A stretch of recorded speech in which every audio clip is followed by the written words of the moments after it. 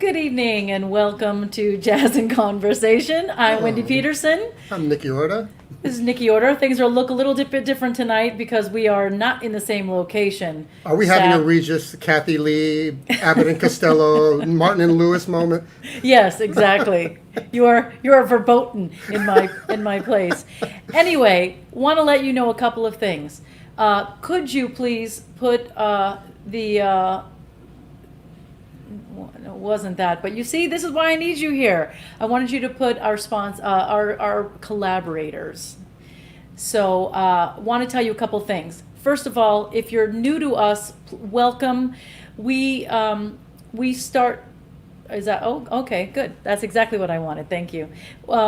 We are partnering tonight, and as we have been for the last month, with the Gold Coast Jazz Society, South Florida Jazz, Sunshine Jazz Organization, and of course we are the Miami Jazz Co-op.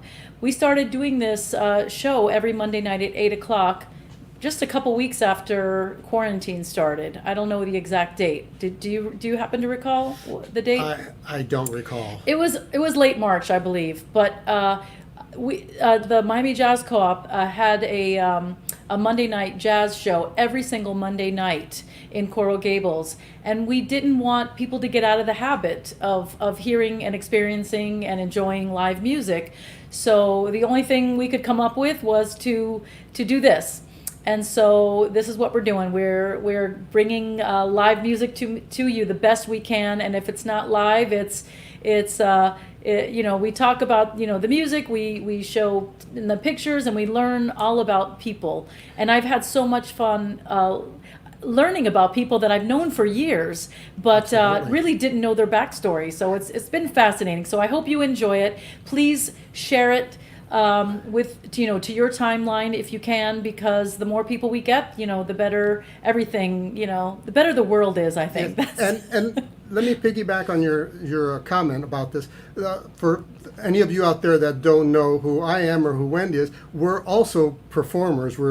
She's a vocalist in town. I'm a bass player. So we're not also only founders. And co-founders of the Miami Jazz Co-op. Yeah. And so, we have ourselves been directly affected by this pandemic. I mean, our careers are on hold, basically. So this is our sort of part-time gig that we got drafted into, and we're enjoying it, but we're doing it also because it has affected us.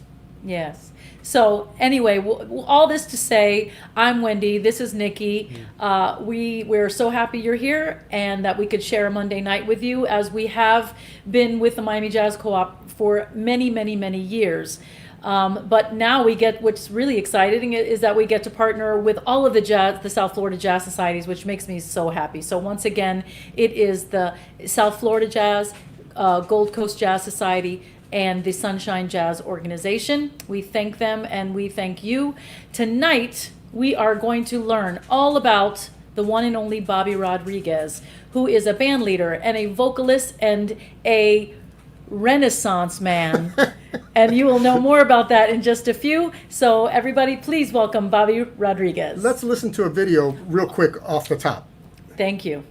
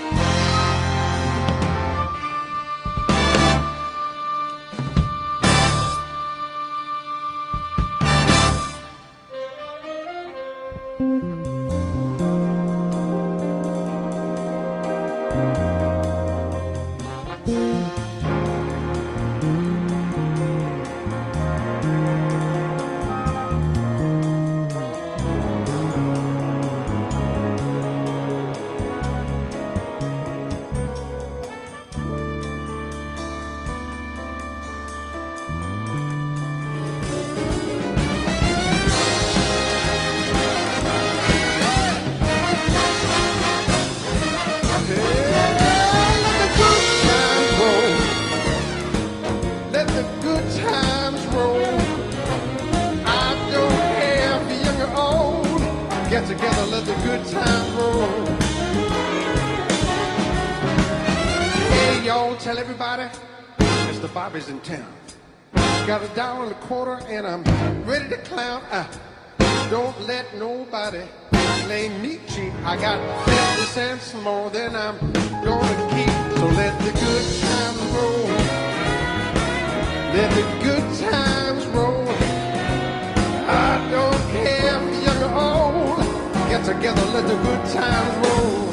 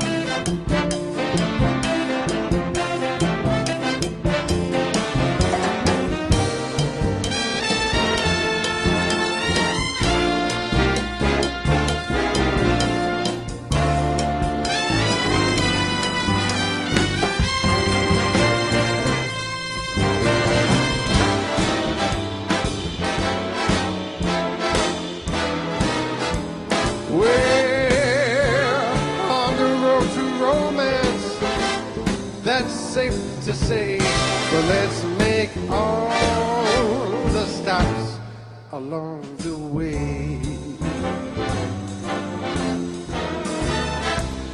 The problem now, of course, is to simply hold your horses.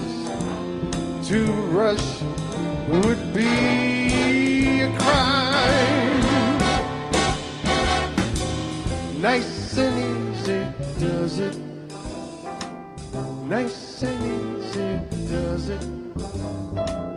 Nice and easy does it every time.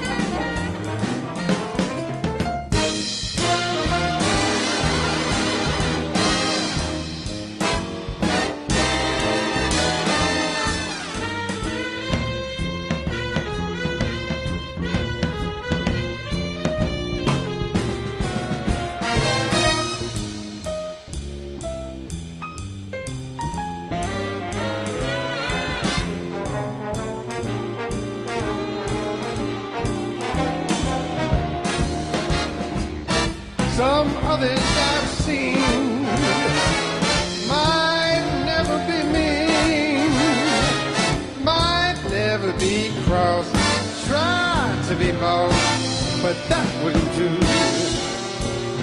Oh, nobody else gave me a thrill with all your faults. I love you still, baby. It had to be you, wonderful you. It had to be you.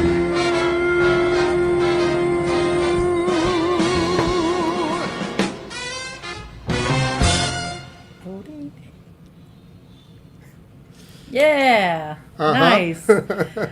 So good. So let's meet him, the man, the myth, the legend, the Renaissance man, Mr. Bobby Rodriguez. Hi, Wendy. How are you? Hi, Nikki. How you guys doing?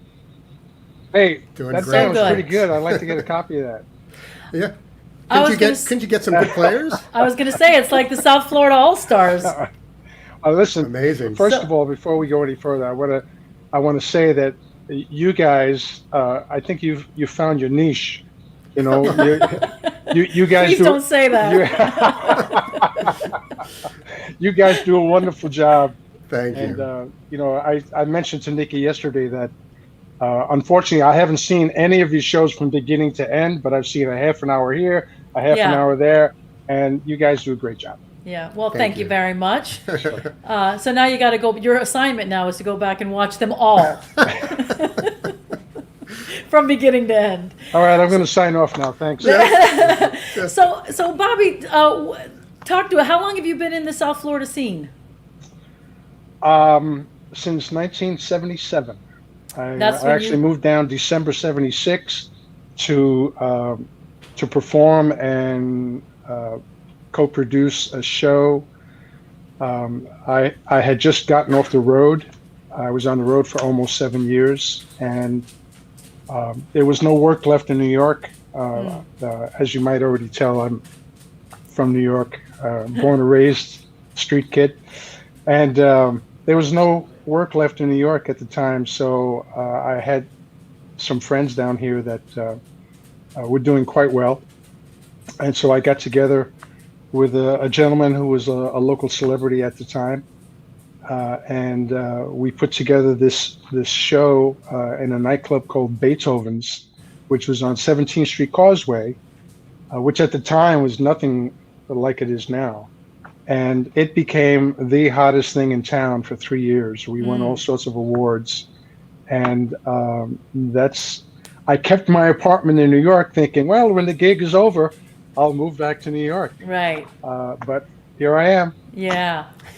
And so tell us about your kind of upbringing in New York, how you became, a musician and a singer and a band leader. Well, wow. You got a lot of time? Yeah. We have nowhere else to be. Yeah, thank you. Well, it's really a metamorphosis because in my household, my mom, who had a lovely voice, she was not a professional, but she was singing all the time and always had music at home, and I was exposed to just about everything you can think of. And I was just mentioning the other day to someone, probably by the age of 8, I was already in love with a plethora of music, classical music, country and western music, which I'm not a big fan of anymore, and the old-fashioned country and western. I mean, you name it. I was into all kinds of music, and really, I realized probably around the age of 7 or 8, I joined the church choir, and I've been singing ever since. And I was probably on and off in a choir for the next 20 years. Wow. I just love. There's nothing like having 100 or 200 voices. Yeah. It's just magnificent. And so that was kind of my introduction. And for me, music was just a passion. It wasn't something that I thought I would ever do for a living. As a matter of fact, my family, again, being from, I was born in Harlem, and my dad had a 2nd grade education. My mom had an 8th grade education. My 2 older brothers never even finished high school. Wow. And so it was kind of ingrained in me. Got to go to college. Got to, And so to me, that was my path. I was going to go to college and go on into the business world. Music was just a love. Yeah. And when I graduated from the City University of New York, I moved out to Los Angeles, and I got a job with. Now remember, this is going back a ways. There were no PCs. There were no Right. cell phones at the time, and I was working for the largest software company in the world, and I was a computer specialist at the age of 21. And one day now you got to imagine, here's this kid from the streets of New York, never saw a tennis court, didn't know what a jacuzzi was. I'm living in a singles complex. Oh my. You couldn't be over the age of 35.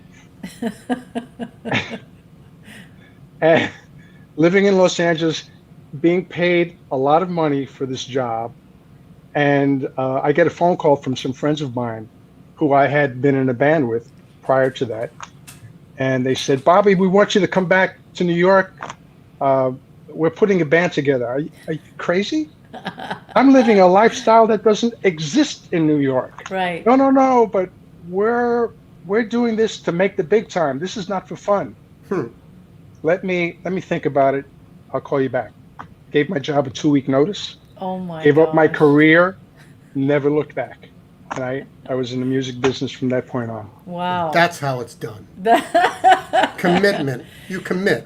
So No, stupid. Young and stupid. I was gonna say, but there it is something to be said. Once the music bug gets you, there's really not much you can do. I had it. You know, I had it. Yeah. it's hard to resist that.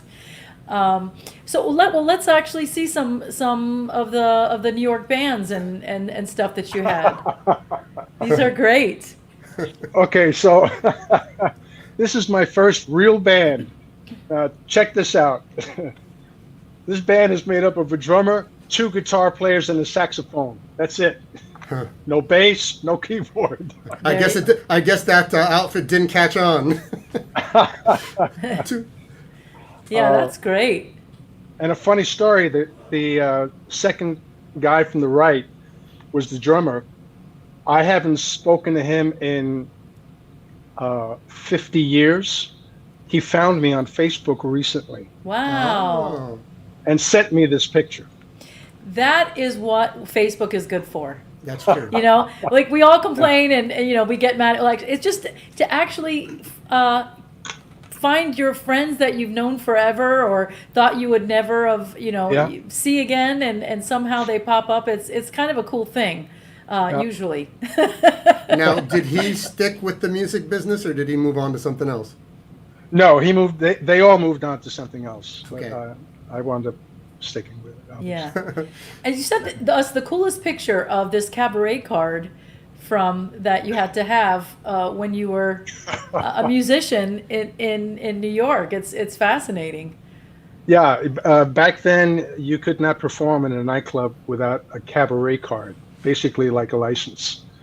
And I misspoke. I told Nikki yesterday that I got this card that I lied in order to get a job. Well, I didn't lie to get this job. To get this card because you could see the date on it, and I was actually 18 years old in this picture. But I lied to the club owner a year earlier Okay. in order to play in the club. So How funny. And I had something in my mind. It just left as you were saying that. Yeah, because you always see like pictures of Billie Holiday's cabaret card, and they threatened to take away her cabaret card, or they did take away her cabaret card, and for whatever infractions that she had. So yeah, that's just incredible. Did you ever? Oh, this is what it was. Did anybody ever ask to see your papers? no. If I to see your papers, no one ever asked me for my papers. Okay, good. So all of that for nothing. Yeah, it's funny, but yeah. And then you had another band. Oh, I had What- a whole bunch of Oh, bands. I yes. know. Well, we have. I'm looking over here. Yes. Oh. I want to know about this. It's Getting bigger. It's getting bigger, the bands. It is. I still wear that outfit. That's amazing. This was actually. Let me backtrack for a moment. We'll get to this picture in a second. When I finally made it back to New York, after giving my job a 2-week notice, I got back to New York and I put together a couple of bands. And after about a year, I was offered a job with a group called Joey D and the Starlighters. Now, if you don't remember who that is, the famous tune was the Peppermint Twist. Hey, got a new dance, and it goes like this. Bop, shoo, bop. Anyway, Joey, now, this is before my time. Joey in 1962, that was the #1 hit in the world. He made a movie, so he was the biggest thing since sliced bread. In '63, he toured the world. He went to Germany. The Beatles were his warm-up act. Oh my goodness. Yeah, and people like Jimi Hendrix. Although he didn't go by Jimi Hendrix, Jimi Hendrix played guitar in his band. The Brigatti brothers played in his band. Just before I joined the band, the Sam and Dave's horn section was his horn section. I mean, this guy had everybody in the world that was in show business play with him, and I was very lucky to have been asked to join the band and tour the country. And it was a major learning experience because although I am now 22, 23 years old, I'm really fresh Right. in the industry. Yeah, sure. And what a learning Already a experience. veteran. There was a point in time where we were traveling by bus with acts like the Shirelles and Little Eva and Little Anthony and the Imperials, and I got to see firsthand the ugly side of America with the segregation, how many places we got chased out of. It was an eye opener. Probably the greatest experience with that band was we were the backup band and the opening act in Madison Square Garden for the second ever rock and roll revival. And Wow. I for the next year, I was really blessed. I was playing bass at the time and singing, of course. Question And answered. I got to work with pioneers of the rock and roll era, the Shirelles, Little Anthony, Chubby Checker, Mary Wilson of the Supremes, the Coasters, Bo Diddley, Benny King, Fats Domino, Wow. Jackie Wilson, Chubby Checker, who I worked with numerous times, and Little Richard who was the consummate performer. All of these acts, I got to work with them Wow. during that time, and it was awesome. It was absolutely awesome. And so I also learned at that time that wherever there's a lot of money in the music business, the mob was not far behind. And so I, at one point, went to, as a matter of fact, I had my first conversation with Joey D about 2 months ago. First conversation in, again, 40, 50 years. Wow. And we started hashing over the old times. And I reminded him how, and he remembered, he's like an elephant. He remembered everything. I had given notice to him and told him I was taking the band with me. Needless to say, he was not very happy. Wow. And his manager is one of these guys. Sent 2 bodyguards on the bus with us from New York to Youngstown, Ohio. This was our last job together. The band was freaking out because of these 2 guys. I wasn't freaking out because coincidentally, the older of the 2 bodyguards was like family. And I knew I wasn't worried about it. Now, when you say family, The family. My family, not the other family. So here we are. We're playing Youngstown, Ohio, in a club. I think it was the east side of Youngstown. We're in the middle of a show.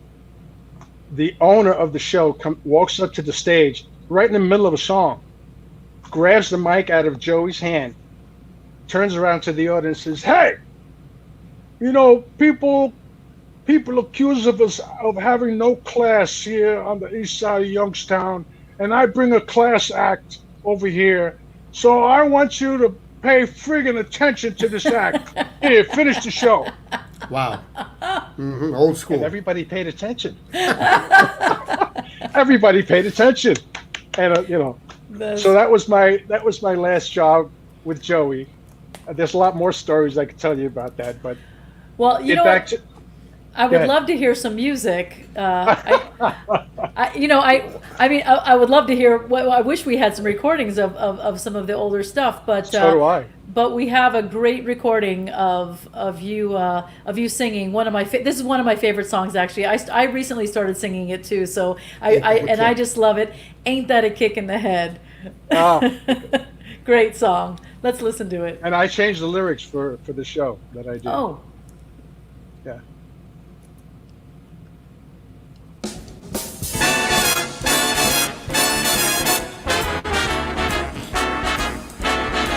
How lucky can one guy be with a band like this behind me? Like the fellow once said, ain't that a kick in the head? I'm happy just singing here. Your love wipes away my fears. Like the sailor said, quote, ain't that a hole in the boat? My head keeps spinning. I go to sleep and keep grinning. If this is just the beginning, this night is gonna be beautiful. I got sunshine enough to spread. It's just like the fella said. Tell me quick, ain't that a kick in the head? To the band.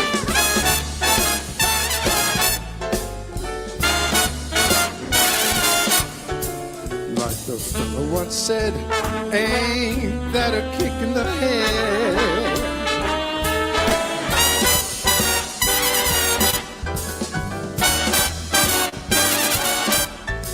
Like the fellow said, quote, ain't that a hole in the boat?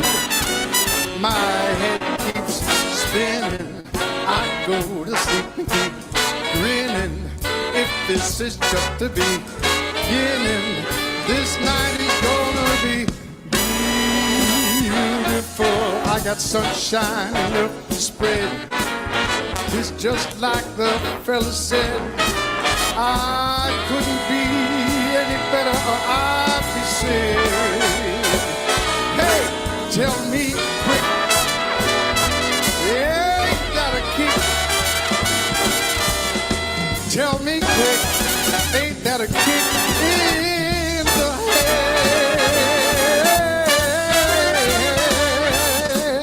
That's it. Wow, burning band, man. Sounds great. Thank you. Thank you. So good. So good. That So was a- yeah. Go ahead. Good. I was just gonna say, we were in your timeline of things. I just wanted to hear some music because, I don't know. We'll intersperse it through the stories. Yeah. Yeah. So, by the way, that video, along with a couple of others that I sent you, is from a concert I did last November 3rd at the Broward Center for the Performing Arts, and that was via the Gold Coast Jazz Society, and it was spectacular. It sold out show, and the band was really on that night. Yeah. So, They sound great. Great recording too. thank you. Yeah. Thank you. I love getting to be part of the Gold Coast shows, just because Yeah. the theater is so beautiful and everything is just perfect. I love that theater, and I'm so sad that right now we can't perform anywhere. You know, it's Yeah.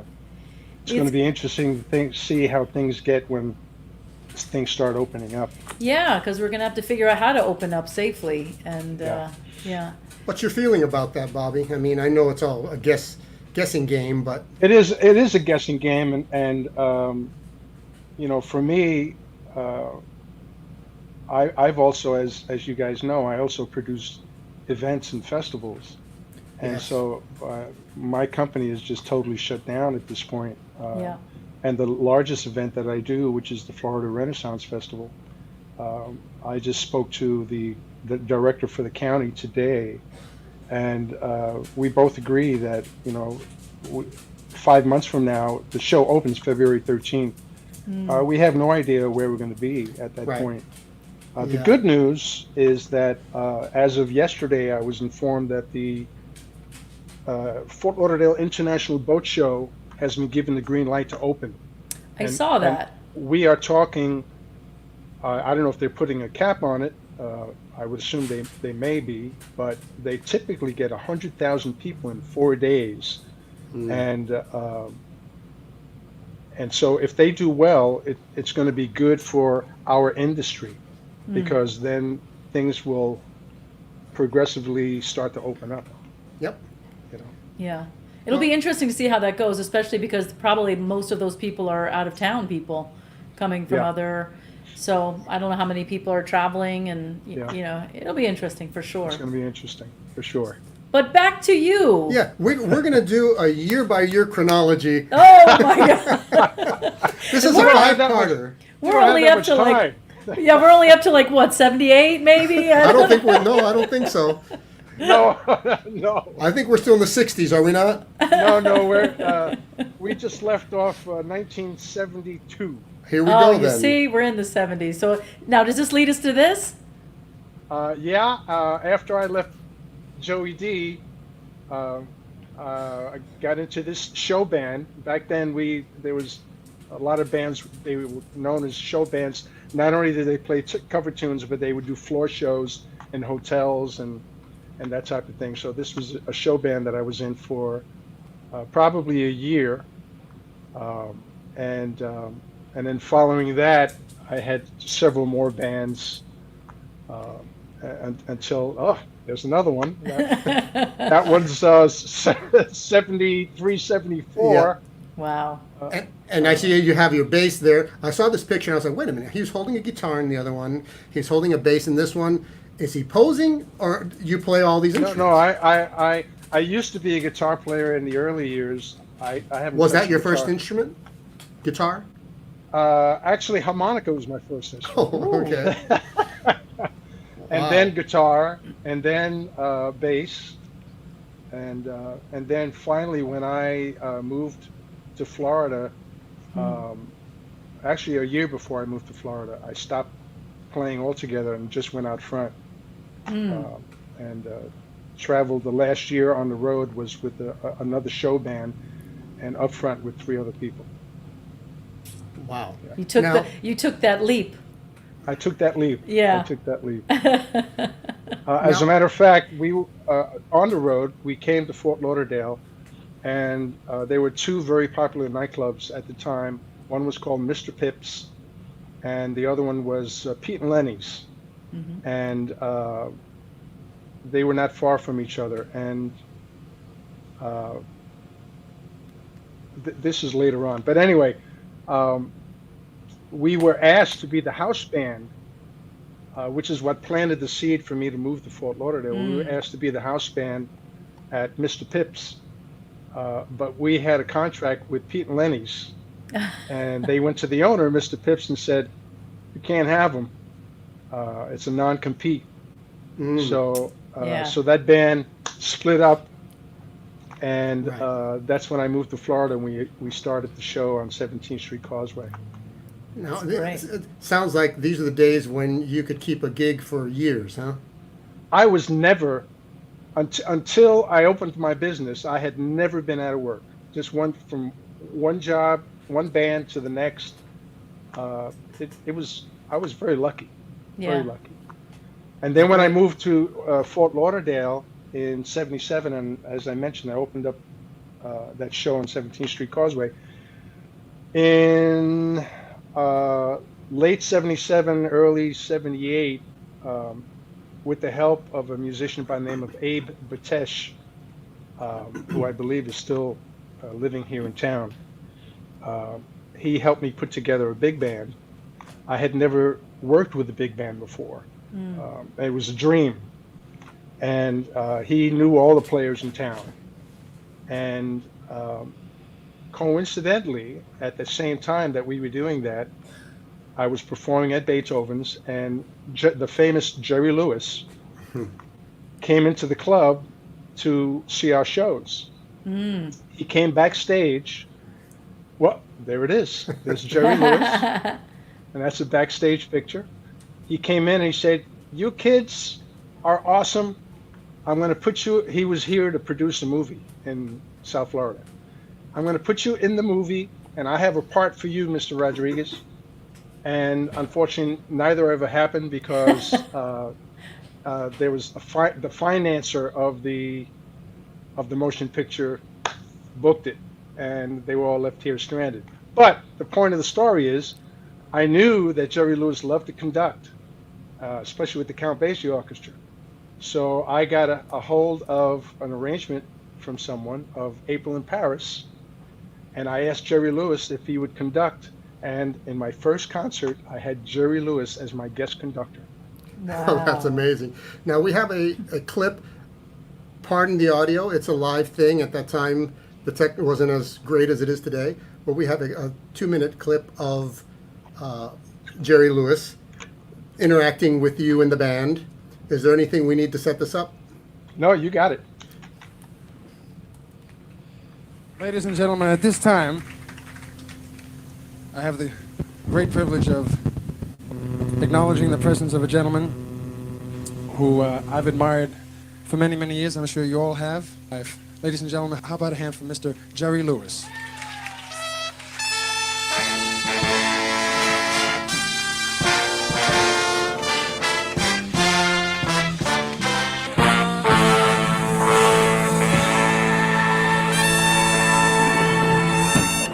Thank you. Beautiful, Abe. Beautiful. Thank you. Hi. Thank you. This is really, thank you. I have to tell you, this is such a complete surprise. Only this afternoon at rehearsal, I said to the band, what a complete surprise. I would like to acknowledge that for those of you that might assume the reason for these glasses is because I'm 52 years old, that's not the case. No, I made a very lucrative deal with Foster Grants, you see. Bobby called me, and I met Bobby and his marvelous group at Beethoven's, and Bobby Rodriguez, and he invited me to come over. He said, we have a great jazz band, and I heard them today, and they were super. What happened tonight, I don't know. But we would like to play a chart. I'll get you for that. We'd like to play a chart, a favorite of mine, and Bobby just happened to have had the chart, and we'd like to try it out for you.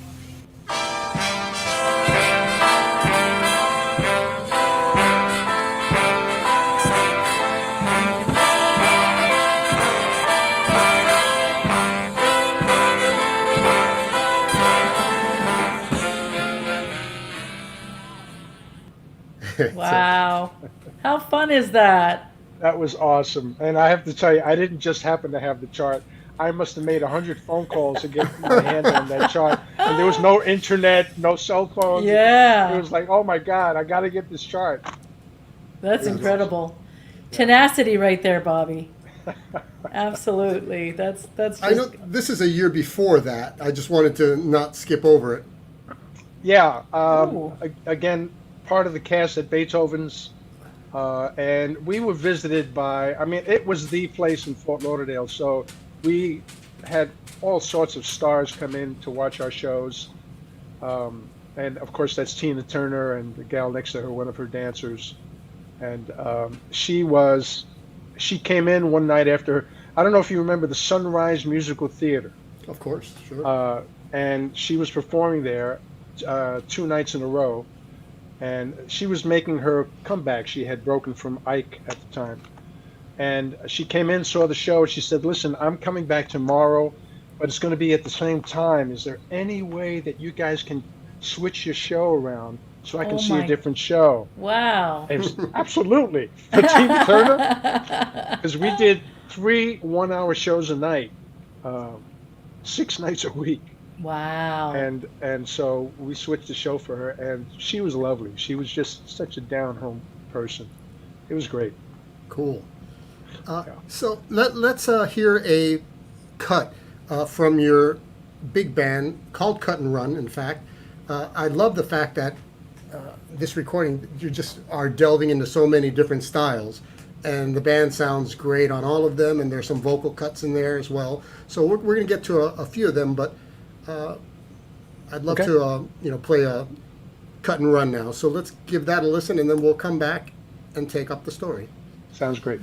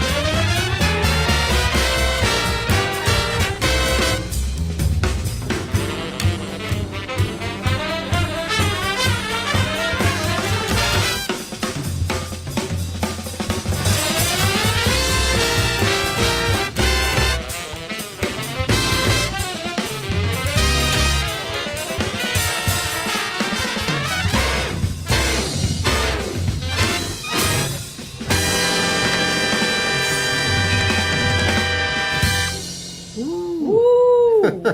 That is a burning chart. When was that recorded? That was recorded, oh my, that was recorded about 9 years ago. I'm thinking, I'm losing track of time here. Yeah. Yeah, It all feels but, like the same day. It's like Groundhog's Day. yeah, I hear you.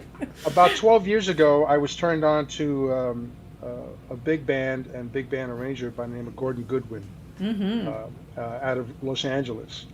And a couple of guys in my band turned me on to him, and I wound up speaking to him, calling him, and was able to get a couple of his arrangements that actually were not published, including a whole bunch. I bought a whole bunch that were published, and it kind of revitalized my band back then because we really weren't playing anything really fresh at the time, and it gave it a nice little boost, and that's one of his better arrangements. It's fantastic. Yeah. So good. By the way, soloing on that, gentleman by the name of Teddy Moulette. Oh, Yeah, sure, sure. of course. Teddy was soloing on trumpet there, and James McCoy on bass, Mm-hmm. and I think Greg Diaz on tenor.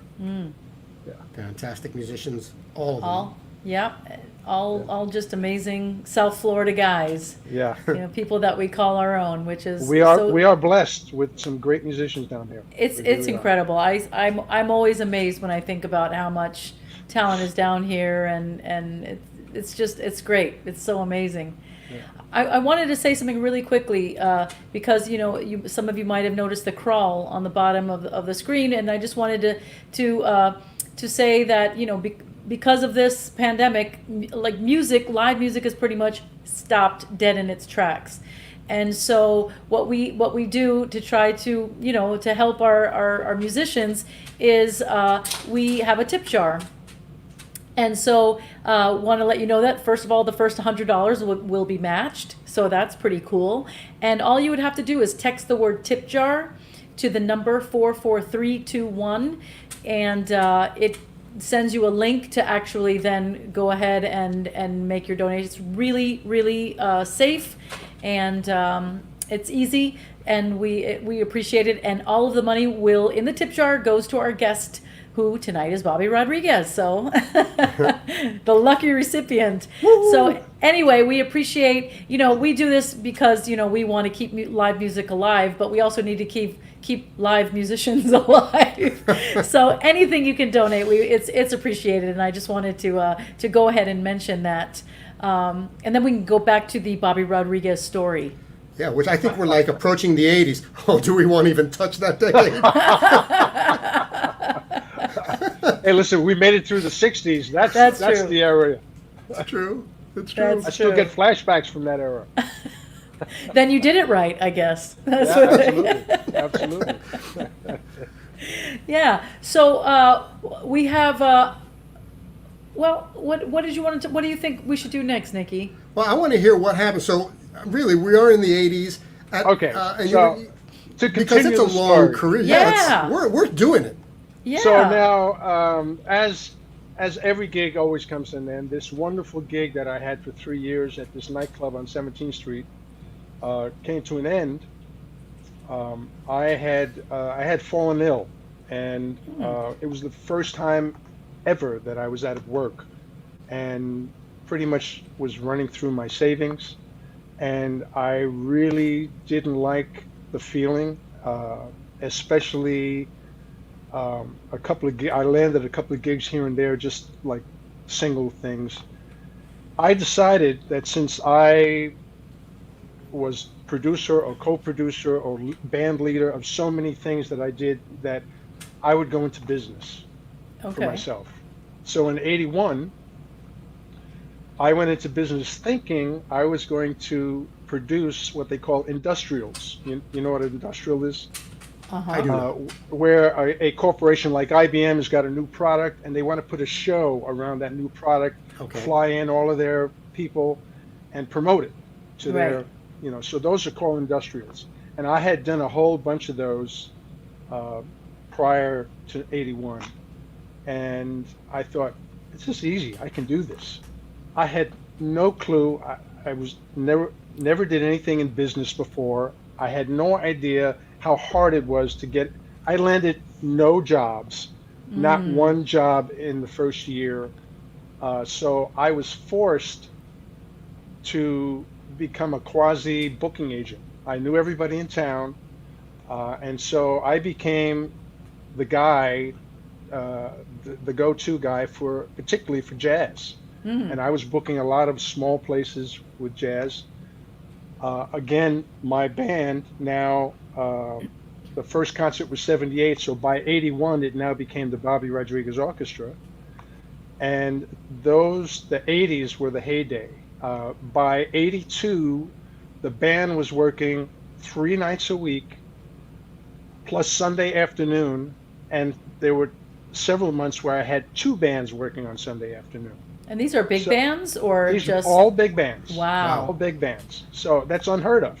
Yeah, absolutely. And that's really what kept the band. Somebody asked me a couple of weeks ago, what kept the band together? I said, well, back in those days, Jobs. it was work. I had work, where we Yeah. were doing 60, 70 dates a year. Now we're lucky if we do a dozen. Yeah. Right. So anyway, long story short, because I'm getting long-winded, I opened up the business in 81, and there were a lot of ups and downs. By the mid-80s, I was getting more and more involved in festivals. And by the late 80s, I was really heavy into all kinds of festivals, not just music festivals, but ethnic festivals. I opened the first Hispanic festival in Broward County that lasted over 20 years. I produced 3 Japanese festivals, an Italian festival. And so someone came to me and asked me to do something different that hadn't been done down here before. And so I decided to produce something that had a medieval flair. And so that's another long story, which we won't get into. But as you know, I now own the 29 annual Florida Renaissance Festival. Oh, we're going to get into it. Yeah, we got to get into it. It's so we're- fascinating. We're getting But there. I think it's time for a song, don't you? Yeah. Oh, Yes. you're reading my mind. You are Well, reading my I mind. do think it's time for a song, but have no fear. We will get back to that because it's fascinating, Bobby. Okay. It's so interesting, Absolutely. So, Nikki, what do you think we should listen to? Benny. Is that what you want to? Okay. Yeah. Okay. Here we go. One of we've heard some instrumentals. Now let's listen to Bobby singing. Yes. At this time, I'd like to tell you a little story. It goes something like this.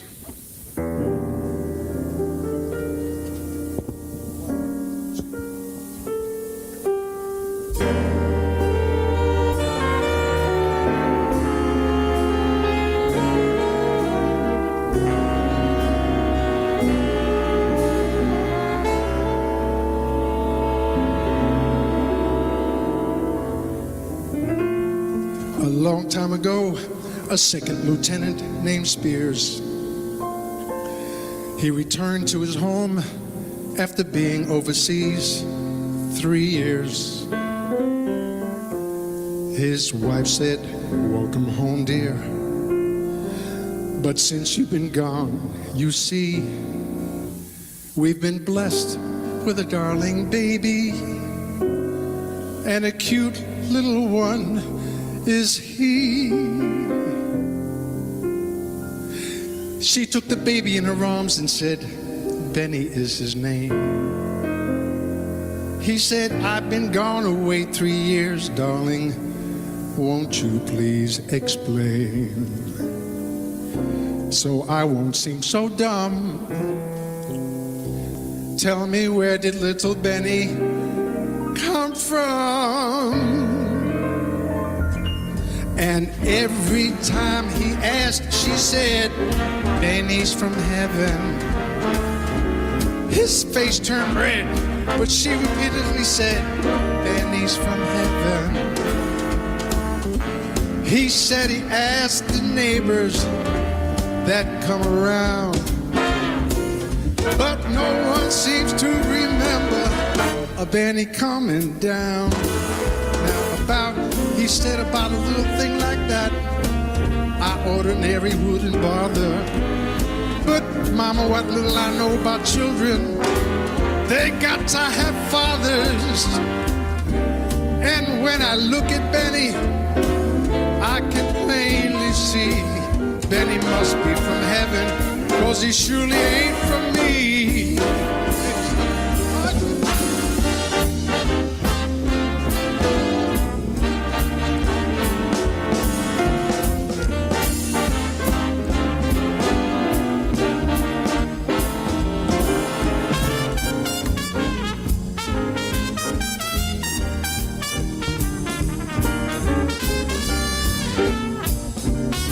Mr. Chaim Rubinoff on trumpet.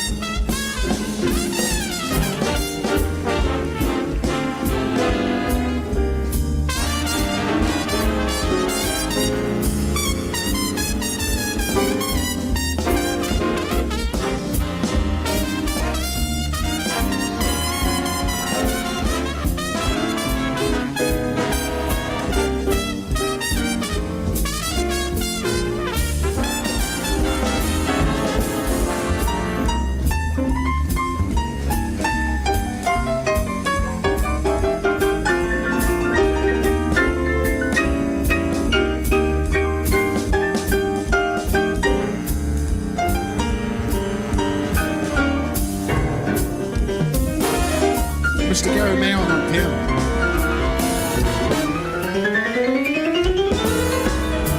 Trade them for a package of sunshine and flowers.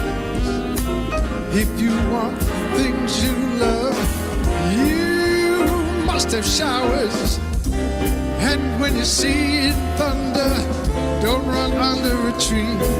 There'll be pennies from heaven for you and me. Yeah, I said pennies from heaven for you and for me.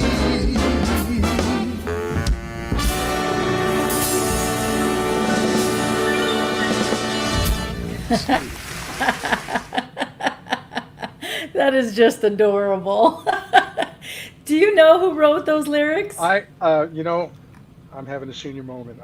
It'll come to me. If I remember, I'll let you know. It's just so cute. I love that. So clever. It's right up my alley, too. And some nice changes in that song. Absolutely.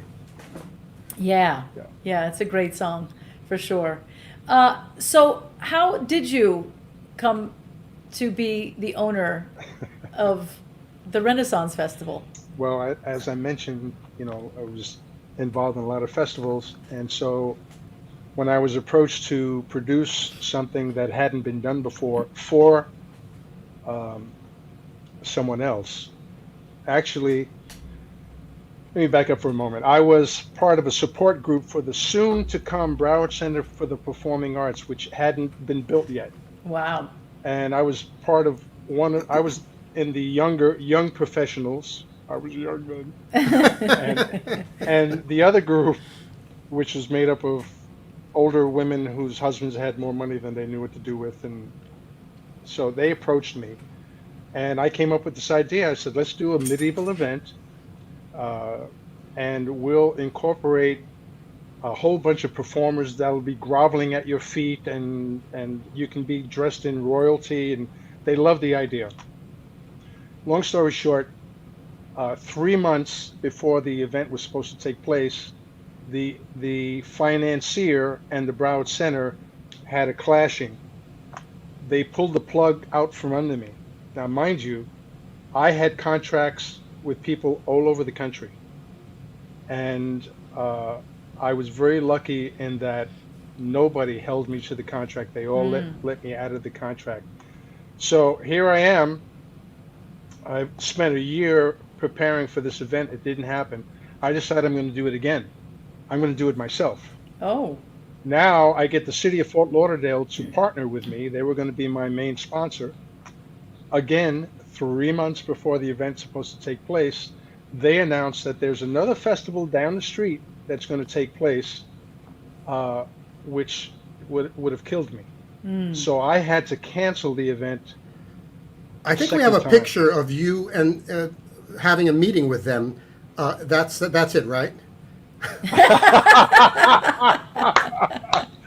That's exactly right. I thought so, yeah. I was much younger and thinner there with the sword. And so I had to cancel the event again, and I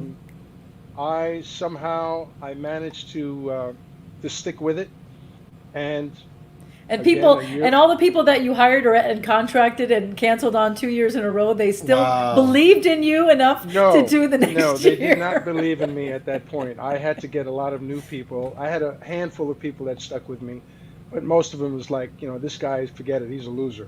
Oh And my so gosh. it was quite traumatic for me. Sure.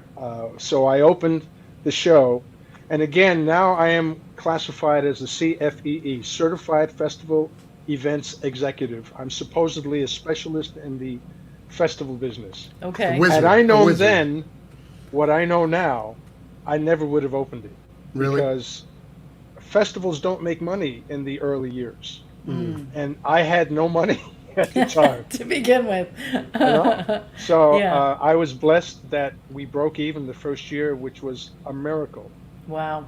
And the rest is history. Now we're 29 years old, and Well, let's look at some pictures just so people, if you haven't been, I mean, it's been running for how long?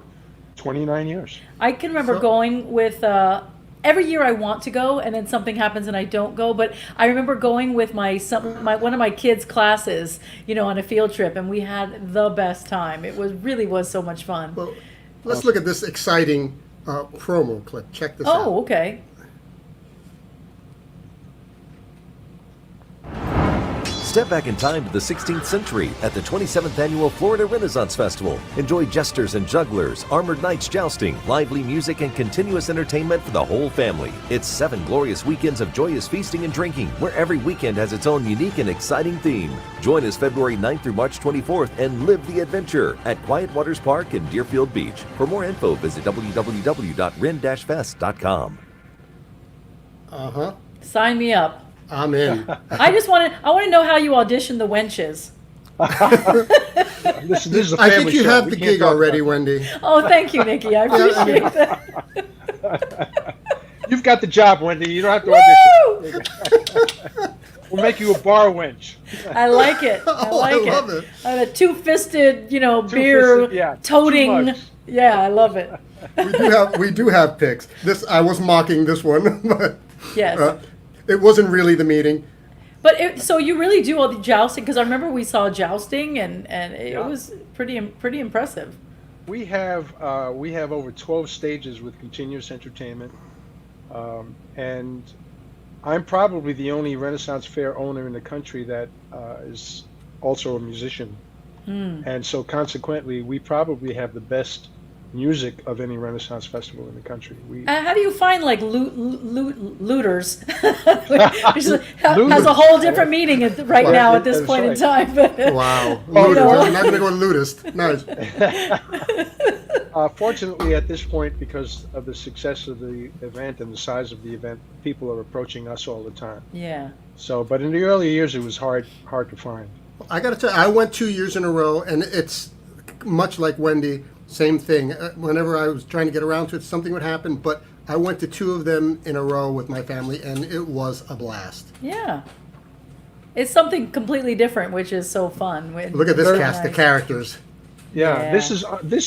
this photo is taken on our main music stage, and at the end of every day we have something called a pub sing, where most of the musicians from the festival all congregate, and they all do their own little bit, and then they all sing together at the very end. And so this is a photo of that.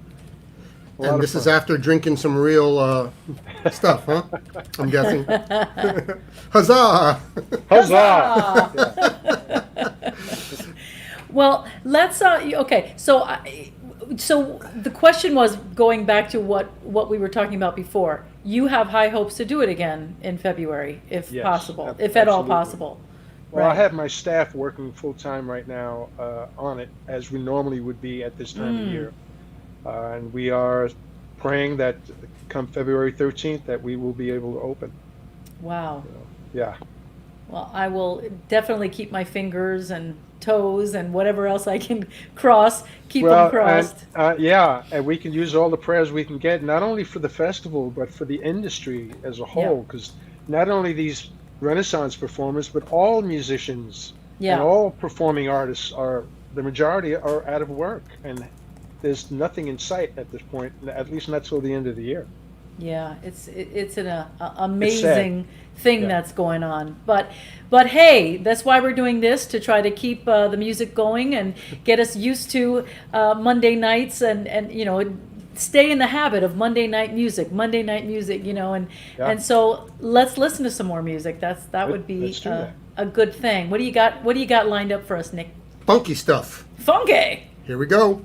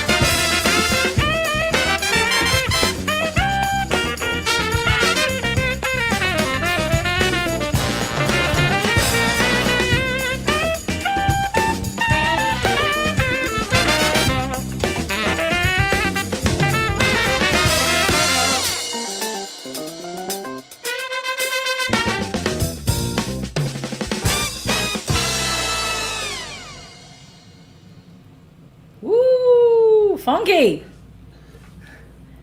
By the way, that was Scott Klarman on tenor Nice. saxophone. Nice. Scott always sounds great. Ah. Our Yeah. buddies. Yeah. God. Always sounds great. Yeah. They're great musicians and just such cool people too, which is Oh. always nice when you're gigging, Yeah. you know. That at some point that starts to become more important, than chops Yes. or whatever. It's like, I got to hang out with these guys for like 4 hours. Who's the most fun? And Well, It's true. I did. I was invited to do a podcast a couple of weeks ago, and the host asked me. He said, "What is the criteria for you in hiring guys for your band?" And I told him, I said, the most obvious, of course, is musicianship. That's first and Yes. foremost. But I said, I can't tell you how many guys I've played with over these 40 years that I dropped because they were not part of the team. They were about themselves. And it's just as important to and guys like Scott, he's all Beautiful about the guy. team, yeah. yeah. Luckily, most everybody I work with or have worked with are generally great and fun to hang out with. So I it's really- apologize, Wendy. there are a few bad eggs, Nikki. But so the cool thing is Bobby, you've played at the open stage, for the Miami Jazz Cooperative, and we have a picture here of you playing. And was this also this was with your big band? Yeah, this is a big band. Yeah, and that's a small club for a big band, but it certainly is a lot of fun. Well, even smaller, there's a club out in Sunrise called All That Jazz. Oh yeah. Yes. Yes. And I have, the very first time I was invited to play there, I was very reluctant because it only seats 80 Right. people. Yeah. And I thought we're going to blow them out.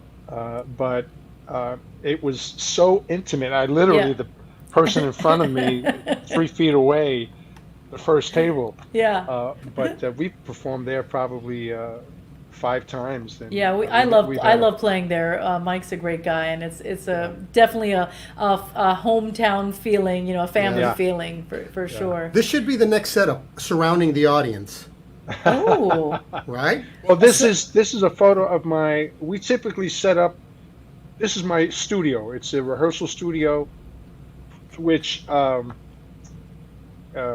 this photo is being taken from the second level where we have recording equipment. So it doubles as a quasi recording studio. nice. And we typically set up like a regular big band, but I don't remember the issue here at the time, but we decided to do it in a round, which I actually loved. It was great. I'm sure it was cool. Yeah, yeah.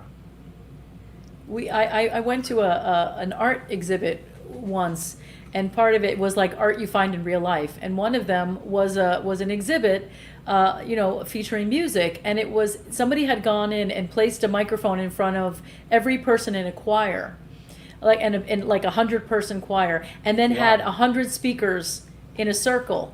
And every Wow. voice, so if you stood in the middle of the room, you heard the whole choir. But if you would walk all around the room, you could really hear that one person's part, the next person's part, the next. So interesting. It was a very cool thing. Wow. Yeah, and that's a kind of a cool thing. I could see the director going from speaker to speaker going, Right. Exactly. Yeah. But that's the kind of cool thing also about live music is really, your placement in the room, and, you start, if you go to you frequent a club a lot, you end up finding your favorite table, your favorite corner of the room, your place to go. And Right. it really does. That's the thing that we're not getting right now. It's kind of so sad that immediacy and intimacy and Yeah. it's the screen thing is just not the same thing. no, it's not. That energy and the sound going directly into your ears is I don't know, it's indescribable. Yeah. So we have a couple of short clips from the Miami Jazz Heritage show that you did at WLRN. Do you want to set that up at all? We have a short clip of Manteca and Let the Good Times Roll. Ooh. Yeah, I want to say this was about probably 8 or 9 years ago, and That's- And of Yeah, course that's you another. remember- I was going to say that's another thing I miss so much is Ed Bell's show, Yes. and the Yeah. live doing the live thing there. Oh, that was so Yeah. much fun. I miss Ed. He was great. And so anyway, that's what we did. Yeah. It was our first and only live performance at WLRN. Wow, cool. Check this out.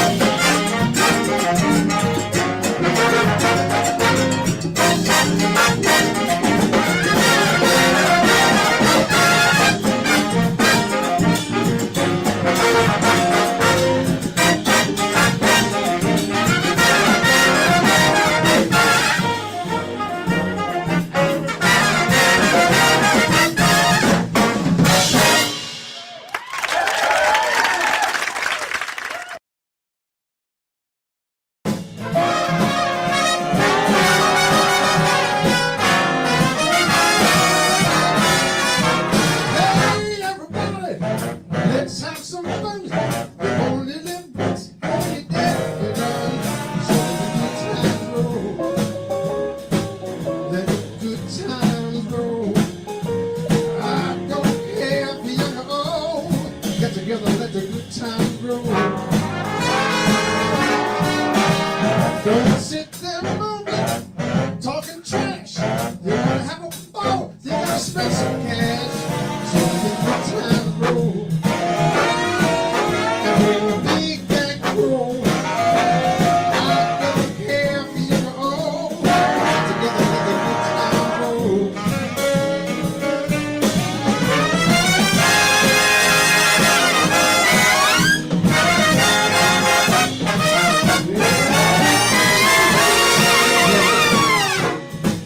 Let 'em roll, let 'em roll. I don't care if you're old. Get together, let the good times roll. Yo, tell everybody, Mr. Bobby's in town.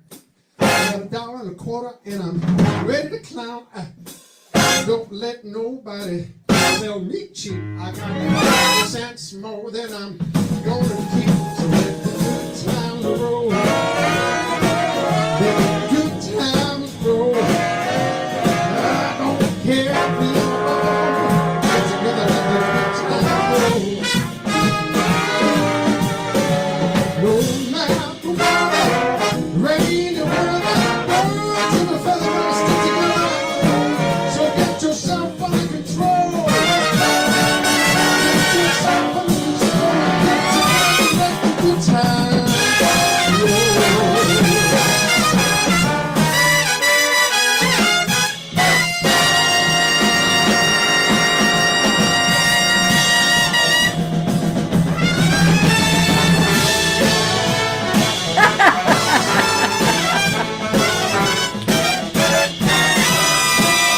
Let the good times roll.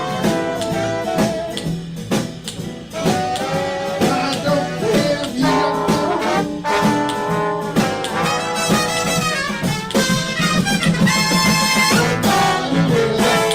Rainy weather, birds and the fella gotta stick together. So get yourself in control, get together, and let the good times roll. Les bons temps roulés.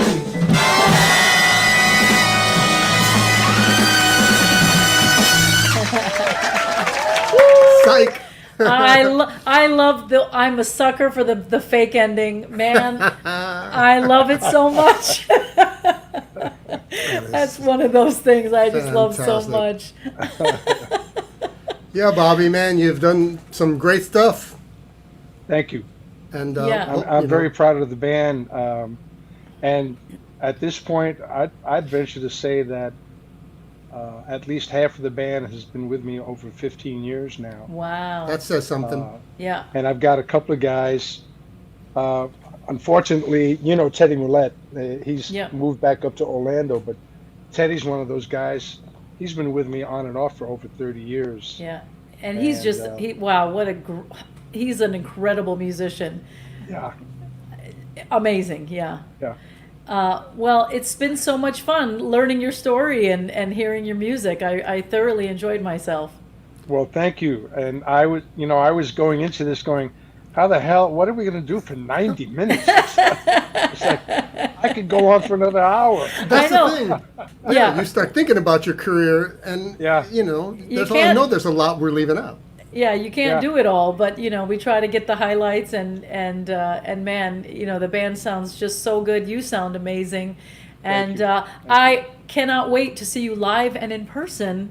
Thank you. Hopefully Thank the you. next year, sometime soon, because And damn it, I'm doing the Renaissance Festival next year. Well, It's happening. listen, Yes. there's no excuse, guys. It's 7 weekends long. I wanna know. see you there. We're there. I know. I'll be your wench, Nikki.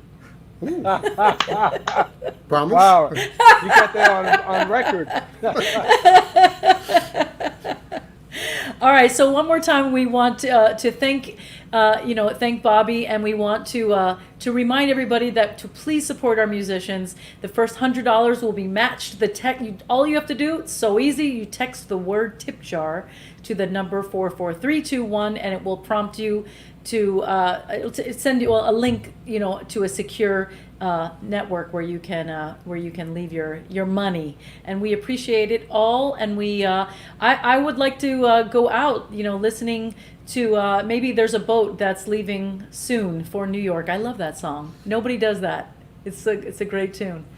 Bobby, thank you so much, and it's been such a pleasure, and we really do look forward. Wendy, Nikki, you guys are wonderful, and it's been my pleasure and my honor. Thank you so much. Oh, Thank thank you. you. Pleasure. Have a great night. You too.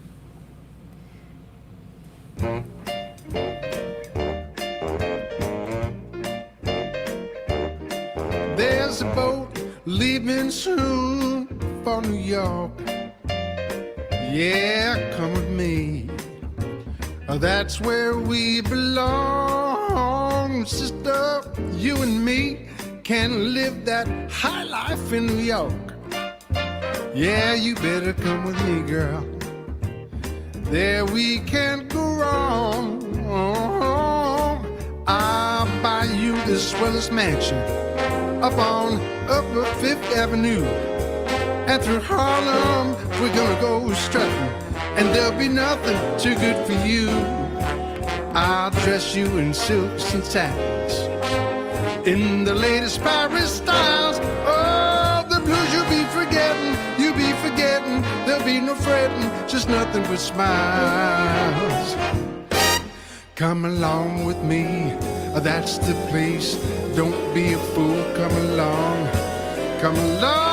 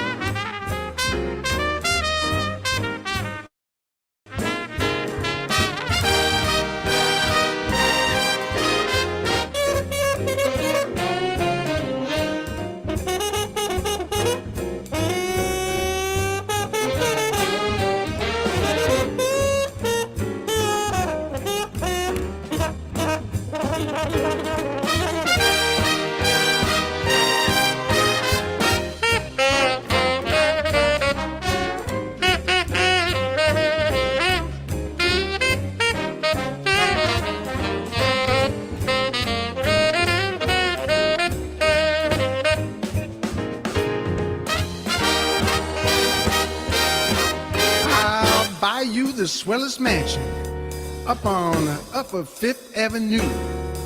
And through Harlem, woo, we're gonna go strutting, and there'll be nothing too good for you. I'll dress you in silks and satins, in the latest Paris style. Oh, the blues you'll you'll be forgetting, there'll be no fretting, just nothing but smiles.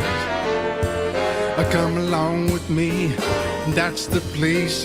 Don't be a fool, come along, come along. There's a boat leaving soon for New York. Girl, you better come with me now. That's where we belong.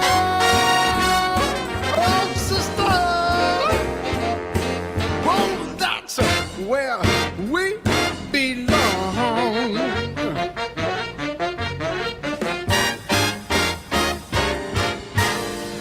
That's where we belong.